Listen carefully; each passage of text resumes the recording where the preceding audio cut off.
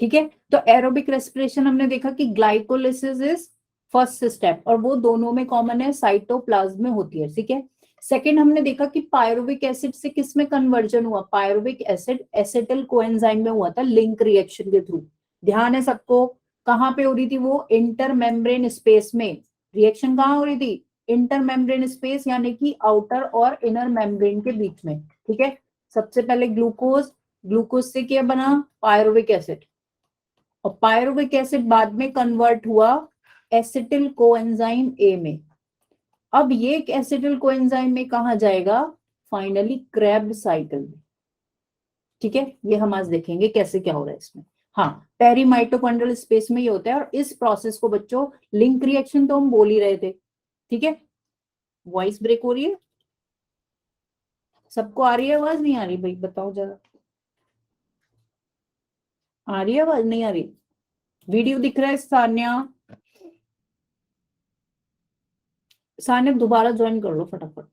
ठीक है, हाँ चलो, ठीक है, तो इसको बोल रहे थे हम लिंक रिएक्शन, क्योंकि दो ग्लाइकोलिसिस को और क्रेब्स साइकिल के बीच में क्या, एक इंटरमीडिएट रिएक्शन, दोनों को लिंक करने का काम करेगी। सही है, साथ के साथ बच्चों इसको ऑक्सीडेटिव डीकार्बोक्सिलेशन का प्रोसेस भी बोलते हैं। ऑक्सीडेटिव डीकार्बोक्सिलेशन क्यों बोल रहे हैं, हाँ linking reaction, magnesium is important. साथ के साथ कभी कभी ये भी पूछते हैं कि ऑक्सीडेटिव डीकार्बोक्सिलेशन कौन सी रिएक्शन है, तो वो यही वाली है। कौन सी, जिसमें पायरुविक एसिड एसिटिल कोएंजाइम में कन्वर्ट हो रहा है। क्यों बोल रहे हैं अब इसको, ये देखो तुम्हें ध्यान हो, अगर कल हमने रिएक्शन देखी थी तो हमने इसमें क्या लिखा था कि 2 CO2 भी रिलीज होंगे साथ के साथ। ये सब हमने देख लिया कल, ये देखो ये थी। इसको ऑक्सीडेटिव डीकार्बोक्सिलेशन क्यों बोल रहे हैं, डीकार्बोक्सिलेशन मतलब CO2 का रिमूवल हो रहा है इसमें। ठीक है, इसलिए इसको ऑक्सीडेटिव डीकार्बोक्सिलेशन बोलते हैं, ये इंपॉर्टेंट है, ये ध्यान रखना है आपको। सही है, उसके बाद हमारा बना जो एसिटिल कोएंजाइम है, now it will go to किसमें, क्रेब साइकिल, यानी कि ट्राई कार्बोक्सिलिक एसिड साइकिल या सिट्रिक एसिड साइकिल भी इसको बोलते हैं। ठीक है, चलो अब देखते हैं इसमें होता क्या है फाइनली। देखो, यहां से हम आया एसिटिल कोएंजाइम में। ठीक है, पूरी रिएक्शन अब कहाँ होगी, माइटोकॉन्ड्रियल मैट्रिक्स में। एसिटिल कोएंजाइम में कहाँ आ जाएगा फाइनली, माइटोकॉन्ड्रिया के मैट्रिक्स के अंदर। ठीक है, वहां पर एसिटिल कोएंजाइम में कंबाइन होगा ऑक्जेलो एसिटिक एसिड से। ठीक है, फर्स्ट प्रोडक्ट बनेगा हमारा क्या, सिट्रेट, सिट्रिक एसिड। ठीक है, सिट्रिक एसिड बनेगा, उसके बाद ये कन्वर्ट होगा आइसोसिट्रेट में। ठीक है, एक तरीके से ये दोनों क्या है, ये दोनों आइसोमर्स हैं। ठीक है, यहां देखो टीसीए साइकिल स्टार्ट कैसे होगी, जब एसिटिल ग्रुप कंबाइन होगा OAA से, यानी कि ऑक्जेलो एसिटिक एसिड से, तो हमारा क्या बनेगा, सिट्रिक एसिड, फर्स्ट प्रोडक्ट। ठीक है, और OAA क्या है, OAA इज फर्स्ट एक्सेप्टर। तो ये चीजें फिर से ध्यान रखनी है कि फर्स्ट एक्सेप्टर कौन है, किसको एक्सेप्ट कर रहा है, एसिटिल कोएंजाइम हो, और प्रोडक्ट क्या बन रहा है, प्रोडक्ट बन रहा है फर्स्ट सिट्रिक एसिड या सिट्रेट। ठीक है, दूसरी बात, सिट्रिक एसिड क्या है, एक 6 कार्बन कंपाउंड है। क्या है ये, 6 कार्बन एक कंपाउंड है। ठीक है, दूसरी बात, एंजाइम को रन, रिएक्शन को रन कौन कर रहा है, सिट्रेट सिंथेस। ठीक है, ये एंजाइम का नाम याद रखना है। साथ के साथ एक COA, एसिटिल कोएंजाइम ए था ना, यहाँ पे क्या होगा, कोएंजाइम ए हमारा रिलीज हो जाएगा। बाकी जैसे एसिटिल कोएंजाइम ए था, ये किससे कंबाइन हुआ, OAA से, तो सिट्रिक एसिड तो बना ही बना, जो कितने कार्बन का है, 6 कार्बन का कंपाउंड था, ये होता है 4 कार्बन का। ठीक है, और ये है कितना, ये है हमारा 2 कार्बन। ठीक है, तो यहां से COA रिलीज हो जाएगा, कोएंजाइम ए हमारा यहां से रिलीज हो जाएगा।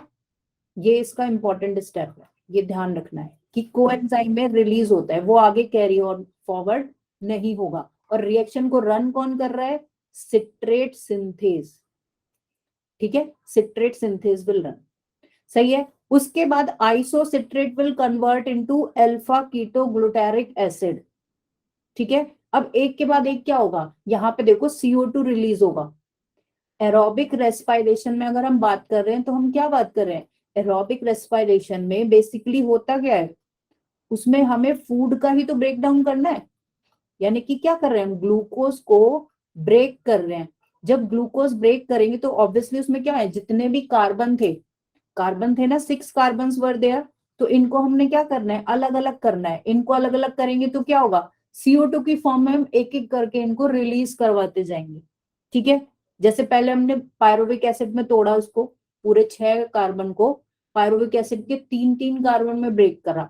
उसके बाद हम क्या कर रहे हैं यहाँ पे, अब देखो इसमें से आइसोसिट्रेट में से एक CO2 यानी कि एक कार्बन ऐसे निकला, फिर उसके बाद देखो नेक्स्ट स्टेप में फिर से CO2 रिलीज हो रहा है। तो धीरे धीरे ये CO2 क्यों रिलीज हो रहे हैं, क्योंकि यहाँ पे डीकार्बोक्सिलेशन तो हो ही रहा है, और हमारा जो कार्बन कंपाउंड है वो रिलीज हो रहा है, मॉलिक्यूल ब्रेक हो रहा है। ठीक है, मॉलिक्यूल धीरे धीरे हमारा ब्रेक हो रहा है, और साथ के साथ हमारे क्या बन रहे हैं, रिड्यूसिंग एजेंट्स बन रहे हैं, जैसे कि NAD बना, यहाँ पे भी NADH बनेगा। ठीक है, तो किस स्टेप में NADH का फॉर्मेशन हो रहा है, दिस इज इंपॉर्टेंट, ये आपको याद रखना है। एक बार को एंजाइम के नाम मत याद रखना क्योंकि एनसीईआरटी में नहीं दिए हुए, ध्यान क्या रखना है कि किस स्टेप पे NADH का फॉर्मेशन हो रहा है, कितने NADH बनेंगे। तो एक यहाँ बना जब आइसोसिट्रेट से अल्फा ग्लूटारेट में कन्वर्जन हो रहा है। सेकंड कहाँ बन रहा है, जब ये glutaric acid, keto glutaric acid किस में कन्वर्ट होगा, सक्सिनिल कोएंजाइम A में। ठीक है, ये तीनों स्टेप बच्चों इंपॉर्टेंट है, सेकंड, ये थर्ड, और ये फोर्थ वाला, क्योंकि तीनों में ही कुछ ना कुछ है। सेकंड स्टेप में NADH बन रहा है, थर्ड में NADH बन रहा है, फोर्थ में देखो आप यहाँ पे GTP का फॉर्मेशन होगा, और GTP साथ के साथ रिएक्शन में ही ATP में कन्वर्ट हो जाएगा। ठीक है, वहीं पे वहीं, तो इसको हम क्या बोलेंगे, जब कोई भी ATP का मॉलिक्यूल रिएक्शन के लेवल पर फॉर्म होता है तो उस केस में उसको क्या बोलते हैं, कल बताया था मैंने, ध्यान आ रहा है, ध्यान आ रहा है, कल बताया था ना कि अगर ATP का मॉलिक्यूल रिएक्शन के टाइम पे ही बन जाए, माइटोकॉन्ड्रिया में जाके ना बने, तो क्या बोलते हैं उसको, सबस्ट्रेट लेवल फॉस्फोराइलेशन। ध्यान आ रहा है, हाँ वेरी नाइस संजना। ठीक है, सबस्ट्रेट लेवल फॉस्फोराइलेशन। ठीक है, हाँ ये ध्यान रखना है क्योंकि कभी कभी ऐसा आता है डायरेक्ट क्वेश्चन कि सबस्ट्रेट लेवल फॉस्फोराइलेशन में ATP कहाँ कहाँ बन रहा है, तो आपको पता होना चाहिए।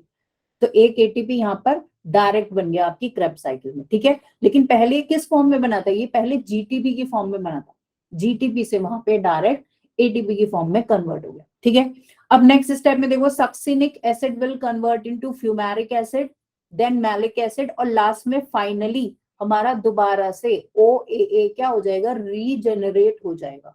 ठीक है, अब इस रिएक्शन में क्या इंपॉर्टेंट है, 4 हो गई थी, फिफ्थ पार्ट, फिफ्थ में क्या हो रहा है, देखो यहाँ पर FADH का फॉर्मेशन होगा। ठीक है, FADH, एक FADH यहाँ पर बन गया, ये FADH कहाँ जाएगा, माइटोकॉन्ड्रिया में जाएगा, इलेक्ट्रॉन ट्रांसपोर्ट चेन में। ठीक है, वहां पर ये ATP का फॉर्मेशन करेगा। ठीक है, next fumaric acid malic acid में 6th रिएक्शन, 7th रिएक्शन में हमारा ये दोबारा से मैलिक एसिड OAA में कन्वर्ट हो जाएगा, और यहाँ पर भी एक NADH का फॉर्मेशन होगा। तो फाइनली हमने कितने NADH, फाइनली हमारे ब्लू वाले देखो आप, 3 NADH का फॉर्मेशन एक टर्न से, यानी कि जब एक बार क्रेब्स साइकिल पूरी चल रही है तो 3 NADH बन रहे हैं। ठीक है, एक FADH2 बन रहा है, ग्रीन वाला देखो, और GTP कितना बन रहा है, या हम बोले ATP कितना बन रहा है, एक ATP का फॉर्मेशन डायरेक्ट हमारी साइकिल से हो रहा है। सही है, ठीक है, तो ये आपको 8 कितने हैं मॉलिक्यूल्स, कितने कंपाउंड्स कितने थे, ये 8 कंपाउंड है, 1 2 3 4, येलो वाले देखो 5 6 7 और 8 कंपाउंड है। ठीक है, तो 8 रिएक्शंस आपको ऐसे याद करनी पड़ेंगी, और कहाँ पे क्या रिलीज हो रहा है, कहाँ पे क्या एंटर कर रहा है, ये थोड़ा सा आपको याद रखना है, क्योंकि स्टेप से ही आएगा कि सक्सिनिक एसिड जब फ्यूमेरिक एसिड में कन्वर्ट हो रहा है तो कौन सा एजेंट बन रहा है, कौन सा हमारा इलेक्ट्रॉन कैरियर जनरेट हो रहा है, तो हम बोलेंगे FADH2। ठीक है, तो आपको ये नाम से बच्चों याद होने चाहिए। हाँ, 1 NADH हम देखेंगे कि 3 ATP का फॉर्मेशन माइटोकॉन्ड्रिया में जाके करेगा। ठीक है, और FADH के केस में होते हैं 2 ATP। ठीक है, तो यही चीज यहाँ लिखिए, देखो कि सेकेंड स्टेप में क्या हो रहा है, सिट्रेट अपना आइसोमर बनाएगा आइसोसिट्रेट, ठीक है। उसके बाद डी कार्बोक्सिलेशन होगा, डी कार्बोक्सिलेशन हुआ, ये CO2 क्या हुआ, रिलीज हुआ, डी कार्बोक्सिलेशन, तो किस में कन्वर्ट हो गया ये, अल्फा कीटो ग्लूटारिक एसिड। फिर अल्फा कीटो ग्लूटारिक एसिड में दोबारा से डी कार्बोक्सिलेशन, दोबारा से CO2 रिलीज हो गया, तो सक्सिनिल कोएंजाइम का फॉर्मेशन हुआ, ठीक है। जब सक्सिनिल कोएंजाइम सक्सिनिक एसिड में कन्वर्ट होगा तो वहां पर GTP मॉलिक्यूल बनेगा, जो फाइनली ATP में वहीं के वहीं कन्वर्ट हो जाएगा। इसको हम बोलते हैं सबस्ट्रेट लेवल फॉस्फोराइलेशन, सही है। नेक्स्ट स्टेप में क्या है, उसके बाद ये बन गया सक्सिनिक, सक्सिनेट से वो फ्यूमारिक एसिड में कन्वर्ट होगा, और यहाँ पे क्या होगा, यहाँ पे फाइनली हमारा FADH2 का फॉर्मेशन। उसके बाद ये एक नेक्स्ट स्टेप, और लास्ट स्टेप में फाइनली फिर से एक NADH का फॉर्मेशन होगा। अब देखो ध्यान क्या रखना है, ऑक्सीडेशन किसका हो रहा है और डी कार्बोक्सिलेशन, 3-4 चीजें याद रखनी है इसमें। पहली कि किस स्टेप पर NADH बन रहा है, FADH बन रहा है ना, और ATP बन रहा है, ये ध्यान रखना है पहली चीज तो। दूसरी बात आपको याद रखनी कि डी कार्बोक्सिलेशन कहाँ कहाँ हो रहा है, ठीक है, डी कार्बोक्सिलेशन याद रखना है। और क्या याद रखना है, एक इंपॉर्टेंट पॉइंट ये है कि ये जो एसिटिल कोएंजाइम में कंबाइन हो रहा है, इसका एक्सेप्टर कौन है, तो वो हमने देख लिया कि एक्सेप्टर कौन है इस केस में, OAA, ठीक है। FADH भी एक तरीके से इलेक्ट्रॉन कैरियर ही है, जैसे NADH होता है ना, वैसे ही FADH भी इलेक्ट्रॉन कैरियर, ठीक है। आप देखो यहाँ पे ये क्या हुआ, ये FAD से FADH2 में कन्वर्ट हो गया, इसने क्या करा, अपने आप को रिड्यूस कर लिया, ठीक है, इसने इलेक्ट्रॉन और प्रोटॉन को ले लिया है। अब ये लेके कहाँ जाएगा, ये जाएगा माइटोकॉन्ड्रिया में, ठीक है, और माइटोकॉन्ड्रिया में जाके जब ये इलेक्ट्रॉन और प्रोटॉन देगा तो वहां पर क्या होगा, फिर वहां पर ATP का फॉर्मेशन होगा, ठीक है आयशा, समझ आई बात। अब इसको देखो, थोड़ा सा इसमें भी है एक तरीका, पहले इसको देखते हैं। ये तुम्हारा NCERT वाला डायग्राम है, पहले इससे देख लेना, ये थोड़ा सा सिंपल है।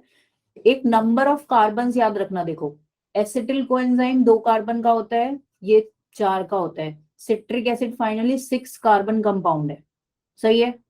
अब देखो यहां से CO2 रिलीज हो गया, तो कितना बचा, 4 कार्बन कंपाउंड, फिर ये 4 ही है, ठीक है। तो नंबर ऑफ कार्बन किस कंपाउंड में कितने हैं, ये भी आपको थोड़ा सा याद रखना है। और सिट्रिक एसिड का इंपॉर्टेंट है, सिट्रिक एसिड का और इसका ऑक्सैलो एसिटिक एसिड, इन दोनों के नंबर ऑफ कार्बन ध्यान रखना थोड़ा सा, ठीक है।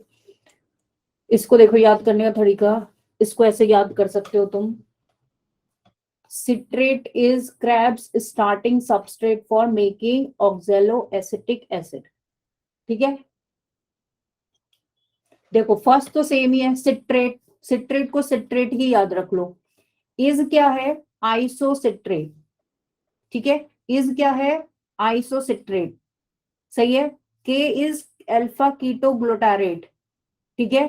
फिर ये वाला एस क्या है, सक्सिनिल कोएंजाइम है, ये वाला एस क्या है, सक्सिनेट, ठीक है। ये वाला एफ है फ्यूमेरेट, फिर एम इज मैलेट, और मैलेट के बाद पूरा ऑक्सैलो एसिटेट, ठीक है। तो इसको ऐसे याद रख लेना, citrate is Krebs starting substrate for making oxalo acetate, ठीक है। तो तुम्हें नंबर ऑफ कंपाउंड्स याद हो जाएंगे, किसके बाद क्या आएगा, सही है, ध्यान रहेगा। बना के देखो, 2-4 बार बनाओगे याद रहेगी चीजें, ठीक है। ये दोबारा से मैंने वही बनाया कि किसका क्या मतलब है, ये देख लेना एक बारी। ये मैंने तुम्हें दिखा दिया ग्लाइकोलिसिस वाला, तो ग्लाइकोलिसिस और क्रेब्स साइकिल ट्राई करो कि वो तुम्हें साथ के साथ याद हो जाए, ठीक है, क्योंकि फिर भूल गए ना तो फिर गड़बड़ हो जाएगी। ये पूरा सीक्वेंस है, देखो सीक्वेंस ऑफ सेलुलर रेस्पिरेशन, या हम एरोबिक रेस्पिरेशन की बात करें तो सबसे पहले क्या होता है, ग्लाइकोलिसिस, उसके बाद होगी क्रैब साइकिल, उसके बाद होगा ऑक्सीडेटिव फॉस्फोराइलेशन, यानी कि जिसको हम बोलते हैं इलेक्ट्रॉन ट्रांसपोर्ट चेन, जो अभी हम पढ़ने वाले हैं माइटोकॉन्ड्रिया की। इसको ऐसे याद रख सकते हो, going crazy can offer purpose, जिसको याद है उसके लिए नहीं है ये चीजें, जिसको याद करने में प्रॉब्लम होती है उसके लिए मैंने थोड़ा सा ये चीजें ढूंढी हैं, ठीक है। G for glycolysis, KC is for Krebs cycle. पहले ग्लाइकोलिसिस होगा, फिर क्रेब्स साइकिल होगी, फिर क्या होगा हमारा इलेक्ट्रॉन ट्रांसपोर्ट चेन, जिसको हम बोलते हैं ऑक्सीडेटिव फॉस्फोराइलेशन। सही है। ग्लाइकोलिसिस में क्या होता है बेसिकली, लाइसिस यानी कि ब्रेक डाउन ऑफ ग्लूकोज, और उससे क्या बनता है पायरुविक एसिड। सही है। फिर बनेगा कोएंजाइम में, कोएंजाइम में कहा जाएगा क्रेब्स साइकिल में। क्रेब्स साइकिल इज बेसिकली क्या हो रहा है, वहां पे कार्बन रिमूव हो रहे हैं CO2 की फॉर्म में, और साथ के साथ हमारे क्या हो रहे हैं, जो ऑक्सीडाइजिंग एजेंट्स है वो रिड्यूस हो रहे हैं। ठीक है, NADH बन रहा है, FADH2 बन रहा है। ठीक है, अब वो क्या करेंगे, वो दोनों आएंगे माइटोकॉन्ड्रिया में, और यहाँ पे इलेक्ट्रॉन ट्रांसफर के थ्रू फाइनली हमारा ATP का फॉर्मेशन होगा। सही है। आगे देखें, तो जिस्ट हो गई है तुम्हारी, यहां तक चीजें समझ में आ गई कि कैसे कैसे लिंक हो रहा है, बोलो।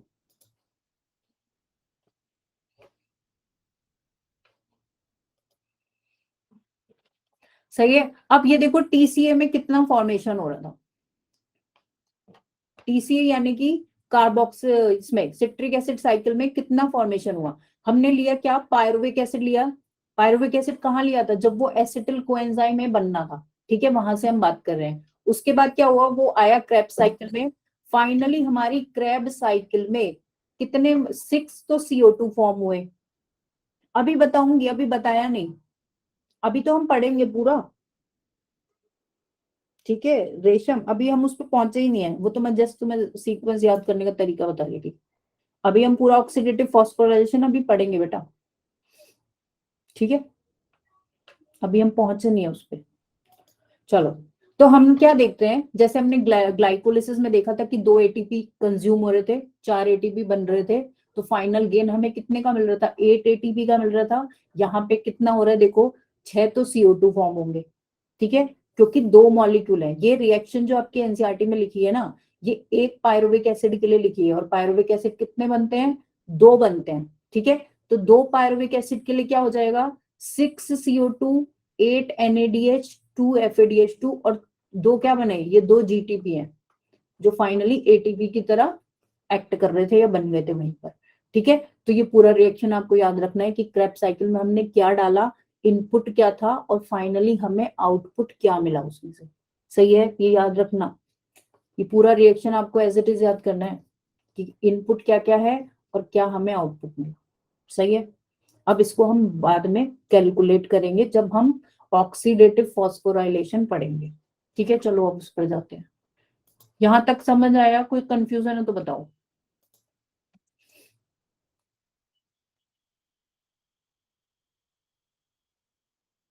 ये भी मैंने लगा दिया है कि कितना ATP यूज होगा ग्लाइकोलिसिस में। 2 ATP यूज हुए, 4 ATP फॉर्म हुए थे, 2 NADH क्या हुए फाइनली बने थे, और 2 पायरुवेट बने थे। ठीक है, तो इसको भी देख लेना, चीजें क्लियर हो जाएंगी। ठीक है, सही है।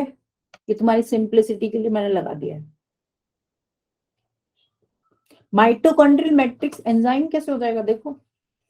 माइटोकॉन्ड्रिया में क्या देखा था, कल हमने देखा था ना कि एक है आउटर मेम्ब्रेन और एक है इनर मेम्ब्रेन, ऐसे देखा था। तो आउटर मेम्ब्रेन तो ये हो गई, अब इसको समझ लो, नहीं तो फिर आगे समझ नहीं आएगा। ये हो गई इनर मेम्ब्रेन। सही है ना। रिएक्शन में क्यों लिखा है, रिएक्शन में, अच्छा रिएक्शन में इसलिए लिखा है क्योंकि वो क्रेब्स साइकिल कहाँ हो रही है, मैट्रिक्स में ही तो होगी। क्रेब्स साइकिल कहाँ पे होती है, अंदर होती है ना इसके, यहाँ पे होगी मैट्रिक्स के अंदर, इनर मेम्ब्रेन के अंदर जो लिक्विड पोर्शन होता है वहां होगी, इसलिए लिखा है, इसमें लोकेशन दिखाई है। ठीक है, इसलिए लिखा है, लोकेशन के सेंस में इसने यहाँ पे मेंशन कर दिया। तो ये ग्लाइकोलिसिस का था पूरा कि क्या क्या फॉर्म हो रहा है, क्या क्या रिलीज हो रहा है। ठीक है, इसको देख लेना। ये क्रेब्स साइकिल का लिखा है मैंने कि 2 पायरुवेट थे, 2 एसिटिल कोएंजाइम बने, 6 NADH बने, 2 GTP बने थे, और 2 FADH। ये 2 के हिसाब से लिखा है मैंने, इस साइकिल में देखो 1 1 लिखा है, तो ये 1 का मैंने सब डबल करा है, कंफ्यूज नहीं होना। 3 FADH बन रहे थे ना ये ब्लू वाले, लेकिन जब पायरुविक एसिड के 2 मॉलिक्यूल आएंगे तो 2 एसिटिल कोएंजाइम में बनेंगे, तो यानी कि सारे मॉलिक्यूल्स डबल बनेंगे, ध्यान रखना है इस चीज को। ठीक है, तो मैंने यहाँ डबल करके ही लिखा है। तो कभी कभी क्वेश्चन ये भी आता है कि सिर्फ क्रेब्ड साइकिल में कितना एटीपी का फॉर्मेशन हो रहा है, सिर्फ क्रेब्ड साइकिल में। तो अगर हम देखें 6 एनएडीएच, 6 एनएडीएच से कितने एटीपी, 18, क्योंकि एक एनएडीएच क्या बनाता है, 3 एटीपी का फॉर्मेशन करेगा, ठीक है ना। और एक एफएडीएच 2 एटीपी का, यही होता है ना, ये तुम्हें सबको पता है आई थिंक, है ना। तो उस हिसाब से कैलकुलेट करके मैंने ये लिखा है कि अगर सिर्फ क्रेब्ड साइकिल में पूछा जाए कि कितने एटीपी फॉर्म हो रहे हैं, तो देन हमारा आंसर होगा 24। ठीक है, तो ये चीजें थोड़ी सी आपको इसमें ध्यान रखनी पड़ेंगी, किस साइकिल में कितना फॉर्मेशन हो रहा है। चलो अब आते हैं फाइनली ऑक्सीडेटिव फॉस्फोराइलेशन या हमारा इलेक्ट्रॉन ट्रांसपोर्ट चेन। देखो बेसिकली तो इसको बोलते हैं इलेक्ट्रॉन ट्रांसपोर्ट सिस्टम, क्योंकि हमें क्या देखना है, हम यहाँ देखेंगे कि कैसे इलेक्ट्रॉन एक से दूसरे कॉम्प्लेक्स को ट्रांसफर हो रहा है। सही है, जैसे हमने वहां पढ़ा था केमी ऑस्मोटिक थ्योरी में, देखा था ना कि इलेक्ट्रॉन क्या कर रहा था, एक से दूसरे कॉम्प्लेक्स को मूव कर रहा था। सेम हम यहाँ देखेंगे कि इलेक्ट्रॉन कैसे ट्रेवल कर रहा है। इसी प्रोसेस को हम ऑक्सीडेटिव फॉस्फोराइलेशन भी बोलते हैं। फॉस्फोराइलेशन क्यों बोल रहे हैं, क्योंकि फाइनली एटीपी का क्या होगा, फॉर्मेशन होगा। फॉस्फोराइलेशन मतलब फॉर्मेशन ऑफ एटीपी। और ऑक्सीडेटिव क्यों बोल रहे हैं, क्योंकि रेडॉक्स रिएक्शंस रन करेंगी, इसमें क्या होंगी, रेडॉक्स रिएक्शंस होंगी। बार बार जो इलेक्ट्रॉन कैरियर्स हैं, जो डिफरेंट इलेक्ट्रॉन कैरियर है, वो क्या होंगे, एक बार रिड्यूस होंगे और एक बार ऑक्सीडाइज होंगे। और ऐसे करते करते ये क्या करेंगे, इलेक्ट्रॉन्स को ट्रांसफर करेंगे। ठीक है, इलेक्ट्रॉन को ट्रांसफर करते रहेंगे एक करियर से दूसरे करियर को। सही है, इतनी बात समझ में आई। ठीक है, कहने का क्या मतलब है, सेंस क्या है इस बात का। अब ये पूरा प्रोसेस कहाँ होगा, दूसरी इंपॉर्टेंट बात, पूरा प्रोसेस होगा हमारा जो इनर मेम्ब्रेन है ना बच्चों, ये इनर मेम्ब्रेन है, इस पर क्या लगे हुए होते हैं, इस पर लगे होंगे हमारे कॉम्प्लेक्सेस, जिनकी हम बात करेंगे इनर मेम्ब्रेन पर। देखो यहाँ लिखा भी है, ये लिखा है इनर माइटोकॉन्ड्रिया मेम्ब्रेन पर हमारे कॉम्प्लेक्सेस लगे हैं। उन कॉम्प्लेक्सेस में क्या होगा, इलेक्ट्रॉन का ट्रांसफर होगा। तो सारी रिएक्शन हमारी बेसिकली यहाँ चलेगी। एक एरिया तो देखो, सबसे पहली बात क्या है, देयर आर 5 कॉम्प्लेक्सेस। कितने कॉम्प्लेक्स हैं इस पूरी रिएक्शन में, 5। फर्स्ट है हमारा कॉम्प्लेक्स नंबर 1, जिसको हम बोलते हैं NADH डिहाइड्रोजिनेज। ये क्या करेगा, नाम से ही पता चल रहा है, देखो ये क्या करेगा, NADH को एक तरीके से ऑक्सीडाइज कर रहा है। उसका NADH कहां से आ रहा है, ये कहां से आएगा बताओ, क्रेब्स साइकिल से आ रहा है ना। वहां बना था क्रेब्स साइकिल में, बने थे ना 3 NADH, वो तीनों NADH कहाँ आ गए, यहाँ आ गए मैट्रिक्स में से। यहाँ जो NADH बना मैट्रिक्स के अंदर, वो कहाँ गया, वो रिड्यूस होने के लिए, ऑक्सीडाइज होने के लिए कहाँ जाएगा, वो जाएगा मेम्ब्रेन में। ठीक है, इस कॉम्प्लेक्स के पास। जब ये इस कॉम्प्लेक्स के पास आया, इसने अपना इलेक्ट्रॉन, ये देखो इलेक्ट्रॉन और अपना प्रोटॉन क्या कर दिया, डोनेट कर दिया। खुद तो ये ऑक्सीडाइज हो गया, ठीक है, और इसके इलेक्ट्रॉन प्रोटॉन इसमें से रिलीज हो गए। तो फर्स्ट कॉम्प्लेक्स का काम क्या है कि ये NADH को क्या करेगा, ऑक्सीडाइज करेगा। इसीलिए क्या बोल रहे हैं इसको, डिहाइड्रोजिनेज। इसने क्या करा, इसमें से हाइड्रोजन को रिलीज कर दिया। इतनी बात समझ में आई।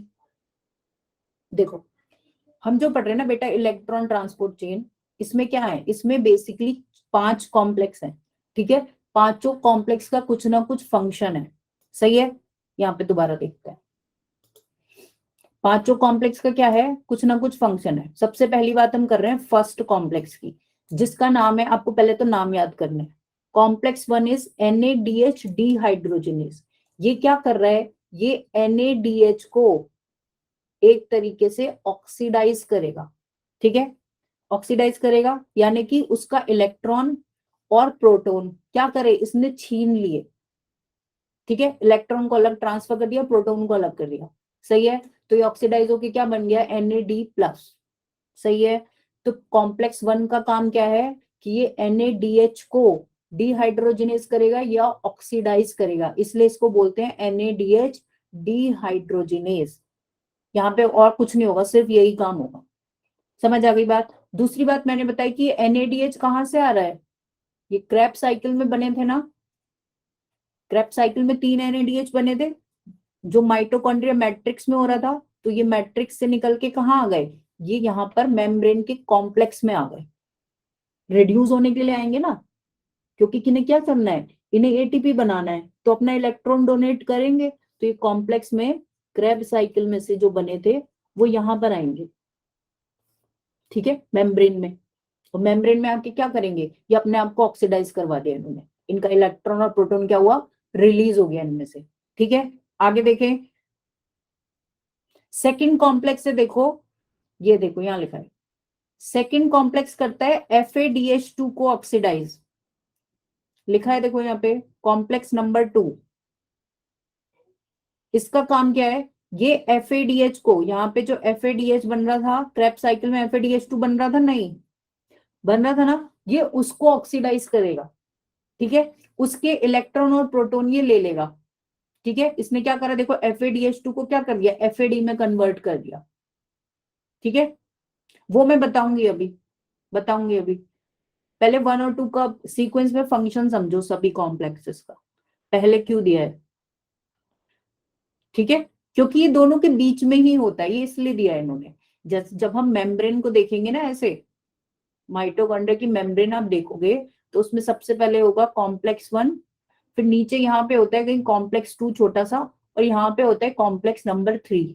तो इन्होंने इसलिए सिंप्लिसिटी के लिए वो लाइन से बना दिया है, ये 1 होगा, ये 2 होगा, ये 3 होगा, ठीक है, सही है, ऐसा ही होता है, इसीलिए बीच में बनाया है, वो स्ट्रक्चर और उसका पोजीशन ऐसा ही है, सही है। तो फर्स्ट था NADH के लिए, सेकंड है FADH2 के लिए, ये क्या करेगा, इसको ऑक्सीडाइज करेगा, इसको बोलते हैं सक्सिनेट डिहाइड्रोजिनेज।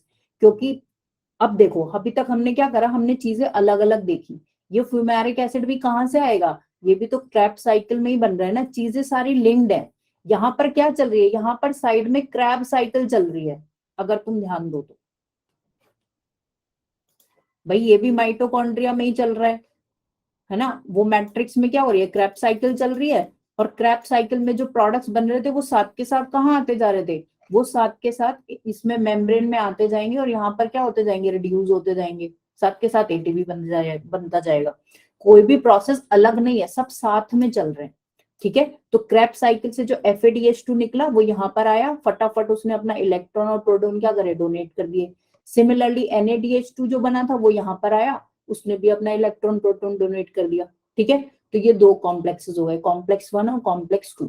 दूसरी बात है कॉम्प्लेक्स नंबर 3, ये क्या काम करता है, ये एक मीडिएटर का काम करेगा, ठीक है, ये मीडिएटर का काम करेगा, ये काम करता है इलेक्ट्रॉन के ट्रांसफर में, सही है, इतनी बात याद रखनी है। इसका नाम है साइटोक्रोम BC1, आपको सभी कॉम्प्लेक्सेस के नाम याद करने हैं, ठीक है, इसका नाम है साइटोक्रोम BC1, सही है।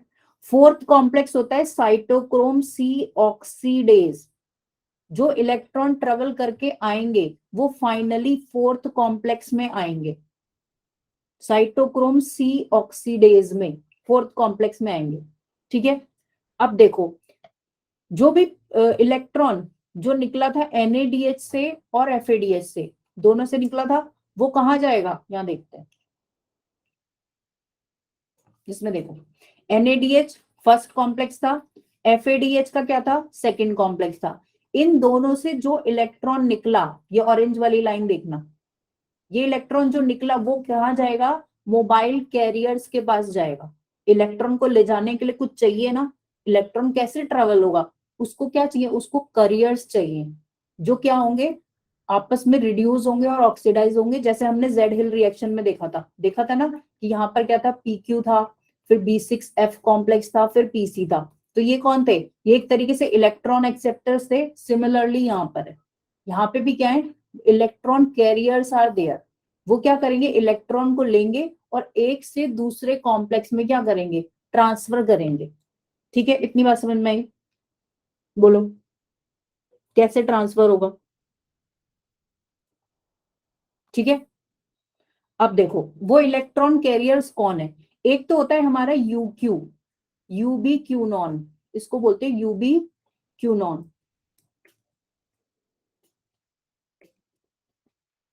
ठीक है। FADH से और NADH से जो इलेक्ट्रॉन निकलेगा वो फर्स्ट इलेक्ट्रॉन कैरियर किसको जाएंगे, दोनों UB क्यूनॉन के पास जाएंगे। सही है।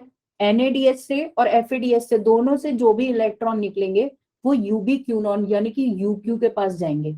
सही है। उसके बाद इलेक्ट्रॉन कहाँ जाएगा, वो जाएगा साइटोक्रोम C, ये दूसरा इलेक्ट्रॉन कैरियर है। ठीक है। और ये मोबाइल है यानी कि ये मूव भी करेगा, ये एक से इलेक्ट्रॉन लेगा और ट्रांसफर कर देगा दूसरे में। ठीक है। ये क्या करेगा, मूव करेगा कहाँ, थर्ड और फोर्थ इलेक्ट्रॉन के बीच में। ये बात समझ में आई। साइटोक्रोम C क्या कर रहा है, UQ से इलेक्ट्रॉन लेके दूसरे इलेक्ट्रॉन कॉम्प्लेक्स को ट्रांसफर करेगा। यहाँ पे देखो कॉम्प्लेक्स है ये, थोड़ी सी चीजें लेकिन समझ में आएंगी।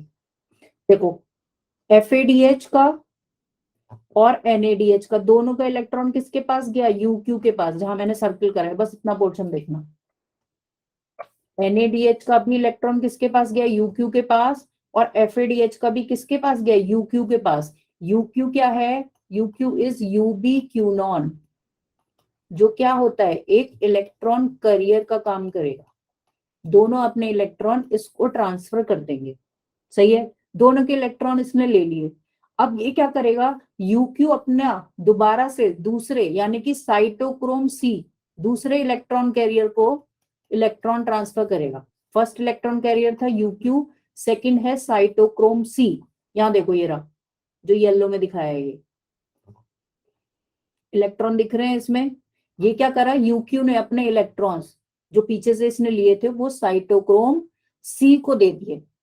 सही है। साइटोक्रोम C क्या करेगा, साइटोक्रोम C नेक्स्ट साइटोक्रोम यानी कि साइटोक्रोम A, फिर साइटोक्रोम A3 और फाइनली Cu, इनको अपने इलेक्ट्रॉन देगा। ये सब भी क्या है, ये सब भी इलेक्ट्रॉन करियर्स हैं। और फाइनली इलेक्ट्रॉन कहाँ जाएगा, फाइनली इलेक्ट्रॉन जाएगा ऑक्सीजन के पास। ठीक है। ऑक्सीजन प्लस इलेक्ट्रॉन और प्लस थोड़ा प्रोटॉन आयन, ये सब मिलके क्या बना लेंगे, फाइनली यहाँ पर वाटर का फॉर्मेशन होगा। ये हो गई इलेक्ट्रॉन की जर्नी। ये समझ में आई, इतनी बात बताओ पहले, इलेक्ट्रॉन कैसे चलेगा, इतनी बात समझ में आई। फिर हम प्रोटॉन की बात करेंगे अलग से। इलेक्ट्रॉन जो NADH ने और FADH ने अपने इलेक्ट्रॉन डोनेट करे, वो किसने उठाए, वो UQ ने ले लिए, UB क्यूनॉन ने। ठीक है। उसने पास ऑन करे किसको, साइटोक्रोम C को। सही है। साइटोक्रोम C से वो कहां जाएंगे, कॉपर कॉम्प्लेक्स साइटोक्रोम A और साइटोक्रोम A3 के पास। ठीक है। और फाइनली ऑक्सीजन के पास। तो यहां से बच्चों जो क्वेश्चन आता है ना, हाँ थोड़ा कंफ्यूजिंग है लेकिन समझ में आएगा, दोबारा बताऊंगी मैं भी। थोड़ा समझ में आया ना, फिर एक बार रिपीट करेंगे लास्ट में। इसमें से इंपॉर्टेंट क्वेश्चन आता है कि फाइनल एक्सेप्टर ऑफ इलेक्ट्रॉन कौन है, final acceptor of electron in electron transport chain. ये क्वेश्चन बहुत ज्यादा आता है।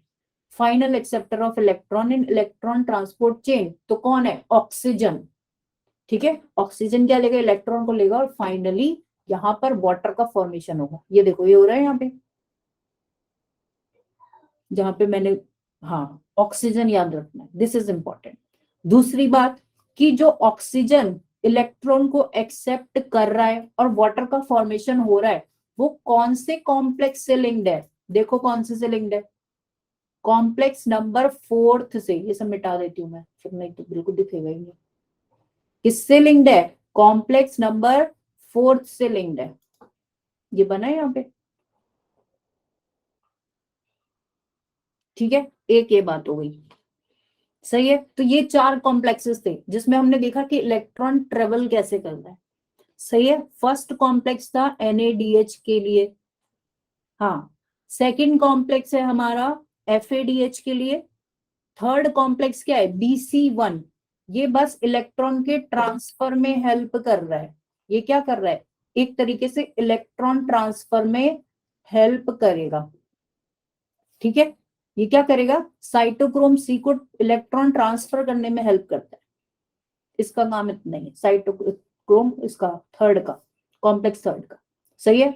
फोर्थ में क्या हो रहा है, फोर्थ में एक तो फाइनल ऑक्सीजन से वाटर कन्वर्ट हो रहा है, ये क्या कर रहा है, इलेक्ट्रॉन को ले रहा है। साथ के साथ इसके अंदर लास्ट इलेक्ट्रॉन एक्सेप्टर्स भी हैं, साइटोक्रोम A, साइटोक्रोम 3 और कॉपर सेंटर्स। 4 चीजें हो गई। ये 4 कॉम्प्लेक्स समझ में आए, पहले इतना बताओ।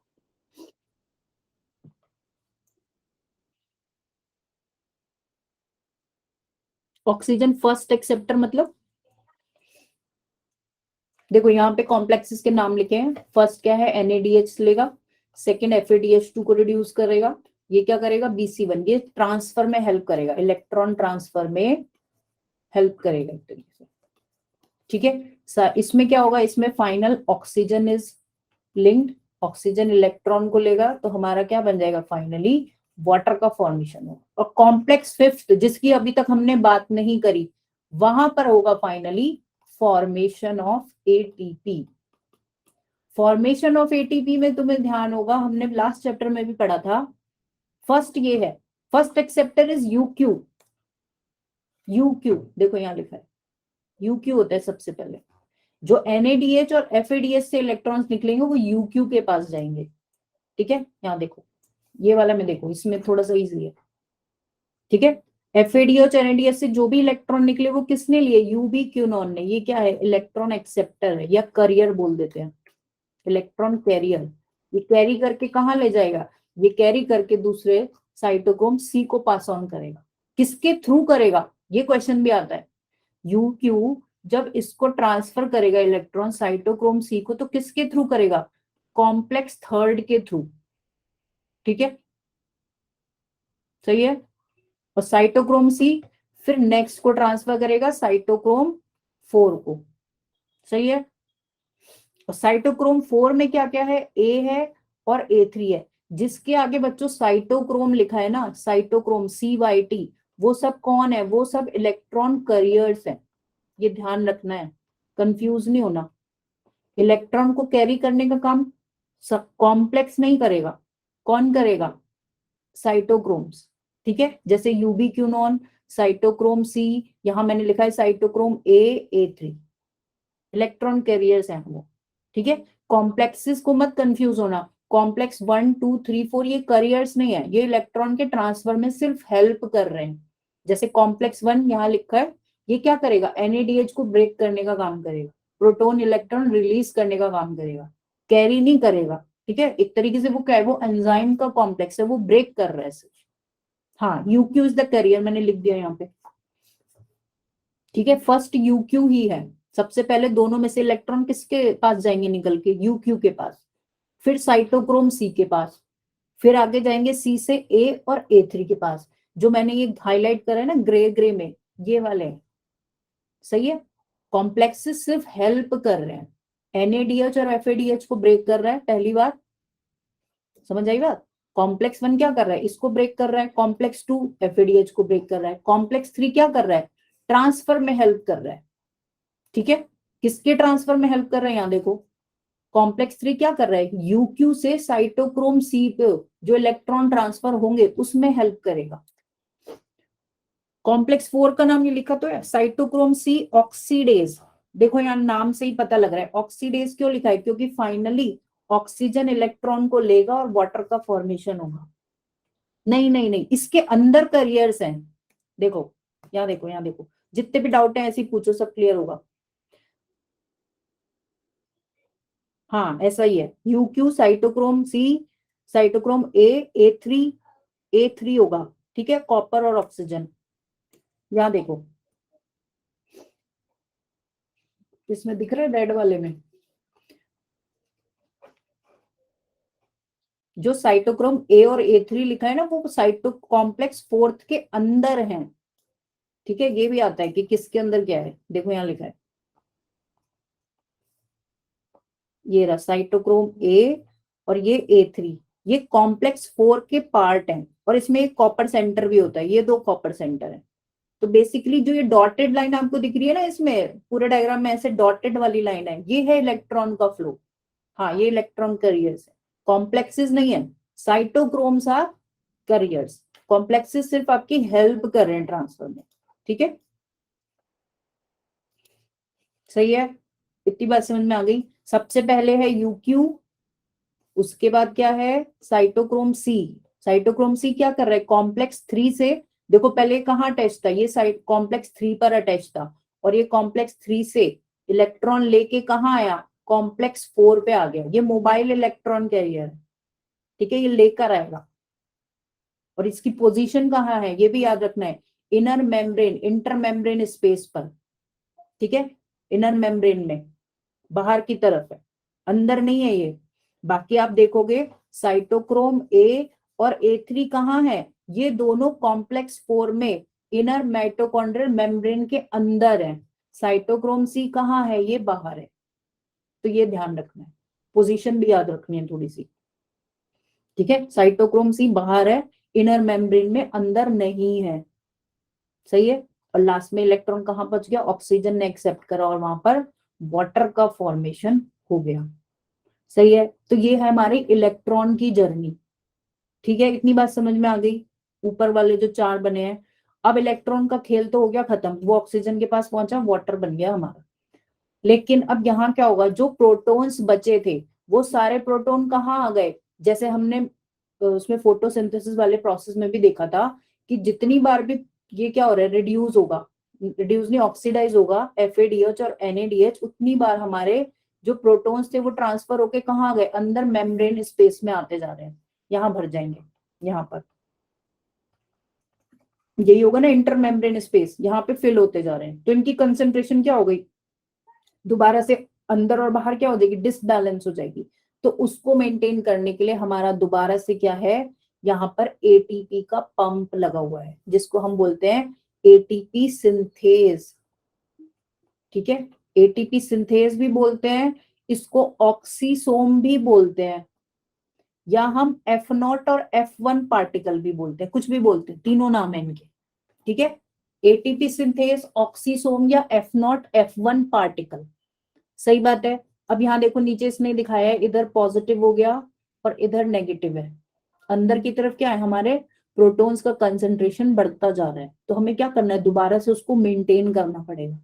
तो जब भी प्रोटॉन की कंसंट्रेशन को मेंटेन करना है तो वो डायरेक्टली बाहर नहीं आ सकते, वो कैसे आएंगे, वो ATP पंप के थ्रू बाहर आएंगे, सही है। ATP पंप के थ्रू जब वो बाहर आएंगे तो एनर्जी रिलीज होगी, एनर्जी रिलीज होगी तो ये F1 पार्टिकल जो होता है F0 F1 में, वो क्या करेगा, वो रोटेट होगा और वहां पर फिर ATP का फॉर्मेशन होगा। देखो इसमें देख लो डायग्राम में, ठीक है। यहाँ पे क्या हुआ है, H+ क्या कंसंट्रेशन बढ़ता जा रहा है, उसको मेंटेन करने के लिए ATP सिंथेस के थ्रू हमारे इलेक्ट्रॉन, वो प्रोटॉन्स क्या होंगे, बाहर की तरफ आना शुरू करेंगे। और जैसे ये आएंगे अंदर मैट्रिक्स के, तो यहाँ पर पंप, ये वाला जो पार्ट होता है ये रोटेट होगा, इसकी एनर्जी से क्या होगा, हमारा ATP का फॉर्मेशन होगा फाइनली। समझ आइए बात, ये वैसे ही है जैसे हमने पिछले वाले चैप्टर में पढ़ी थी, केमी ऑस्मोटिक थ्योरी, सेम ही चीज है। यहाँ पे देख लो, ये होता है ऐसे, इसको ATP सिंथेस बोल लो, ऑक्सीसोम बोल लो, या F0 F1 पार्टिकल भी बोलते हैं। तो पहली बात तो ये कहाँ लगा हुआ है, ये मेम्ब्रेन में लगा हुआ है, इनर मेम्ब्रेन में, लोकेशन है इसकी इनर मेम्ब्रेन, सही है। F0 जो पार्ट होता है वो तो मेम्ब्रेन के अंदर लगा होगा बीच में, और जो ये अंदर वाला पार्ट होता है F1 वाला पार्टिकल, ये कहाँ होगा, मैट्रिक्स में, ठीक है। जैसे ऐसे होगा, ये मेम्ब्रेन है, तो ये पार्ट ऐसे होगा और ये बाहर की तरफ होगा, ऐसे लगे होंगे पूरी मेम्ब्रेन पर, ये ऐसे ही लगे होंगे, एक जैसे यहां लगा हुआ है, ठीक है। नहीं, ये सबस्ट्रेट लेवल थोड़ी होगा, ये अब हम बेसिकली क्या पढ़ रहे हैं, मैंने बताया ना स्टार्टिंग में, ऑक्सीडेटिव होगा ये। अब ये क्या है, देखो यहाँ लिखा था ना, इलेक्ट्रॉन ट्रांसपोर्ट चेन को ही क्या बोलते हैं, ऑक्सीडेटिव फॉस्फोराइलेशन। देखो ऊपर लिखा है ना, इलेक्ट्रॉन ट्रांसपोर्ट सिस्टम और ऑक्सीडेटिव फॉस्फोराइलेशन। क्योंकि यहाँ पर जो ATP ये बना रहे हैं हम जो ATP फाइनली बना रहे हैं, वो किस वजह से बन रहा है, वो बन रहा है ऑक्सीडेशन रिडक्शन से। ये जो इलेक्ट्रॉन बार बार ट्रांसफर हो रहे हैं, इलेक्ट्रॉन को चीजें कैरी कर रहे हैं, ठीक है, जो क्या कर रहे हैं, ये क्या कर रहे हैं, आपस में रिड्यूस हो रहे हैं, ऑक्सीडाइज हो रहे हैं, जो इलेक्ट्रॉन करियर्स थे। ये सबस्ट्रेट लेवल नहीं है, यहाँ पे जो ATP बन रहा है वो इसी वजह से बन रहा है, क्योंकि ये प्रोटॉन जो रिलीज हो रहे हैं बच्चों, ये किस वजह से रिलीज हो रहे हैं, जब ये क्या हुआ, ये ऑक्सीडाइज हो रहे हैं, FAD और NADH, ठीक है। इसको बोलते हैं ऑक्सीडेटिव फॉस्फोराइलेशन। जब भी पंप के थ्रू, यहाँ पे तो एटीपी पंप की वजह से बन रहा है ना एटीपी, वहां पे पंप थोड़ी लगा था ग्लाइकोलिसिस में, वहां पे डायरेक्ट बन रहा था। ठीक है, तो वो था substrate level, this is oxidative phosphorylation. सही है, तो ये था हमारा ऑक्सिस का। अब पहली बात तो ये याद कर लेना नाम कि किस कॉम्प्लेक्स का क्या नाम है।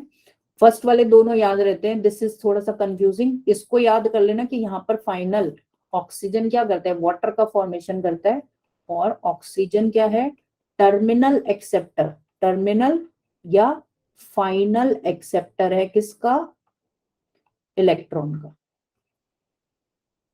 ठीक है, और फिफ्थ क्या है कॉम्प्लेक्स, वो एटीपी सिंथेज है। ठीक है, जो फॉर्मेशन करेगा एटीपी का। ये चीज भी वही है जो मैंने तुम्हें अभी बताई, ये डायग्राम हमने देख ही लिया। यहाँ पे देखो फिर वही चीजें लिखी हैं। सबसे पहले देखो ईटीएस क्या है, एक मेटाबॉलिक पाथवे है, लोकेशन कहाँ है, इनर माइटोकॉन्ड्रिया मेम्ब्रेन। ठीक है, क्या होंगे, इलेक्ट्रॉन पास होगा एक करियर से दूसरे करियर को, यूक्यू से साइटोक्रोम सी, साइटोक्रोम से ए3, और फाइनली किसके पास, ऑक्सीजन के पास हमारा इलेक्ट्रॉन पहुंच जाएगा। ठीक है, electron are passed on to oxygen to form water. ठीक है, ये याद रखना है। ये कॉम्प्लेक्स वन हो गया, फिर ये यूबी क्योनिन हो गया, ये वही चीजें लिखी है जो मैंने तुम्हें अभी बताई। लोकेशन ध्यान रख लेना थोड़ा सा, जैसे यूक्यू की पोजीशन क्या है, इसकी पोजीशन है इनर मेम्ब्रेन, देखा था ना हमने, यूक्यू कहाँ था, अंदर था, और साइटोक्रोम सी बाहर था, साइटोक्रोम सी बाहर था ना इधर की तरफ, ये बाहर होगा, तो इन दोनों की पोजीशन याद रखनी है थोड़ी सी। ये कॉम्प्लेक्स 2 का नाम है। फिर कॉम्प्लेक्स थर्ड हो गया, साइटोक्रोम सी के बारे में जो बातें लिखी हैं, दिस इज इंपॉर्टेंट, कि साइटोक्रोम सी क्या है, इट्स अ आउटर सरफेस पे, देखो outer surface of inner membrane. ठीक है, और ये क्या है, मोबाइल करियर है, ये क्या करेगा, कॉम्प्लेक्स थर्ड से कॉम्प्लेक्स फोर्थ पे इलेक्ट्रॉन्स को लेकर जाएगा, कैरी करके ले जाएगा, ऐसा समझ लो, उठा के ले जा रहे हैं। ठीक है, फिर कॉम्प्लेक्स 4 क्या होता है, साइटोक्रोम सी, जिसके अंदर अपने साइटोक्रोम्स हैं ए और ए3। ठीक है, तो कहाँ जाएगा साइटोक्रोम, ये वाला इलेक्ट्रॉन ए और ए3 के पास जाएगा, और इसमें 2 कॉपर सेंटर्स भी होते हैं। तो थोड़ा सा याद करने की चीजें हैं, थोड़ा सा आपको मेहनत करनी पड़ेगी यहाँ। और कॉम्प्लेक्स फिफ्थ इज दिस, जो हमने देख लिया एटीपी का फॉर्मेशन करेगा। ये आपको पता है कि एक NADH का मॉलिक्यूल ऑक्सीडाइज होके क्या बनाता है, 3 एटीपी बनाता है, और FADH का एक मॉलिक्यूल 2 एटीपी बनाता है। ठीक है, इतनी बात क्लियर है ना सबको। ये दोबारा वही चीज है, इसको देखना बाद में, थोड़ी सी चीजें क्लियर हो जाएंगी, सिंपलिसिटी के लिए बना हुआ है। अब बोलो यहां तक कोई प्रॉब्लम, इसके बाद हम नेक्स्ट क्लास में देखेंगे। ठीक है, उसके बाद हम नेक्स्ट में देखेंगे बैलेंस शीट कि कितने कहाँ से आ रहे हैं इलेक्ट्रॉन। वैसे तो हमने देख लिया बीच बीच में, लेकिन इसको हम लास्ट क्लास में डिस्कस करेंगे। क्वेश्चंस करते हैं, तो दिस इज क्वेश्चन नंबर 1।